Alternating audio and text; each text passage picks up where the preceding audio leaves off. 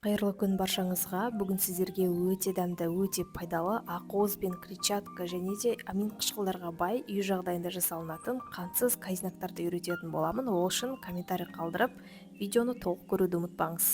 Ол үшін бізге кунжут, семена амаранта, семена льна, семена киноа және де мед қажет болады. Барлық граммдарын описание бөліміне қалдыратын боламын.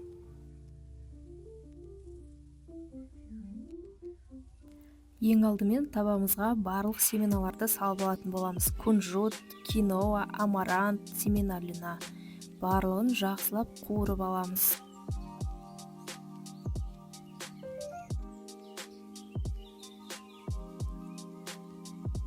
Және де бір ескере кететін жайт, қуыру барысында семена киноа кішкене шашырауы мүмкін. Сондықтан табамыздың крышкасын, яғни қақпағын жауып қуырған дұрыс.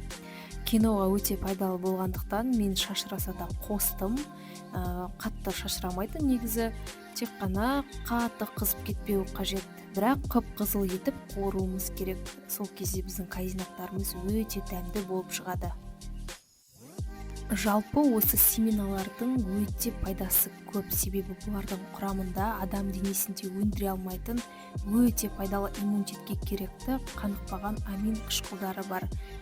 Және семена льна өте ақуызға бай, және де оның құрамында клетчаткалар көп. Одан бөлек В тобындағы витаминдер өте көп. Жалпы қазіргі уақытта көп адамдарда В тобының витаминдері дефицит болғандықтан осы семена льнаны қолдануға кеңес беремін. Одан бөлек киноа, кунжут барлығы өте ақуызға бай семена болып табылады. Семенамыз дәл видеодағыдай осылай қып-қызыл болып шығуы қажет. Сол кезде біздің семеналарымыз дайын деген сөз. Келесі кезекте біз медымызды дайындап аламыз. Ыдысымызға медымызды құямыз. Медымызды орташа отта қайнатып аламыз. Дәл видеодағыдай қайнау қажет. Медымызды орташа отқа қойғаннан кейін әрдайым араластырып отыруымыз керек. Себебі медымыз араластырмасақ асты күйіп қалуы мүмкін. Және де толық бір консистенция шықпай қалуы мүмкін.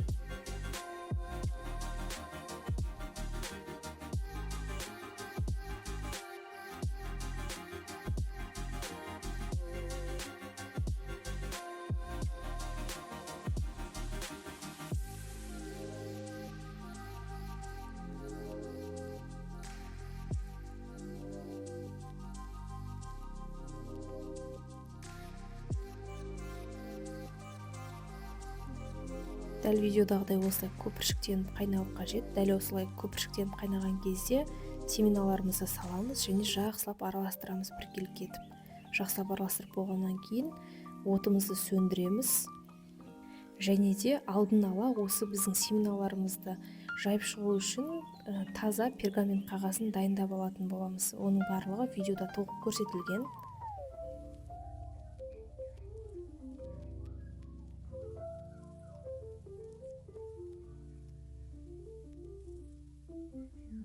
Пергаментімізге семеналарымызды осылай жайып шығамыз. Пергамент қағаздарыңызды дәл менікі сияқты үлкенірек етіп алғандарыңыз дұрыс, себебі кайзнакпен жұмыс жасағанға ыңғайлы және де кайзнаккаларыңыз өте әдемі болып шығатын болады.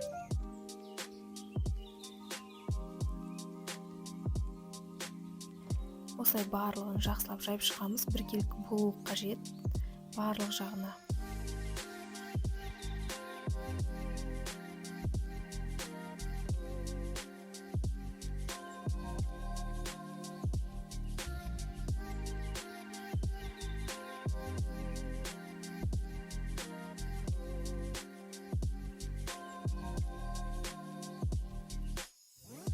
Кайзнактарымызды жайып болдық. Енді келесі кезекте пергаменттің екінші бетінен жауып, оқтаумен осылай тегістеп шығамыз. Яғни барлық жағы бірдей болып шығу қажет бізде.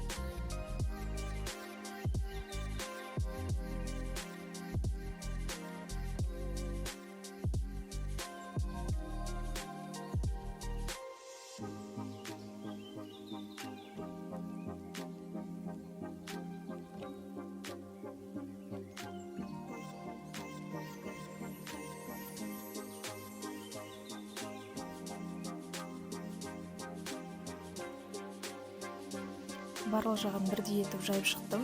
келесі кезекте осыны ашамыз да примерно 20 минутқа қалдыратын боламыз. Одан кейін пышағыңызбен кесеміз, яғни сіздікі бірінші 20 минут тұруы қажет. Сол кезде кішкене қатқан сияқты болады, сол кезде бізде кесуге дайын деген сөз. Және де осылай 4-3 етіп кесіп аламыз, барлығын біркелкі етіп.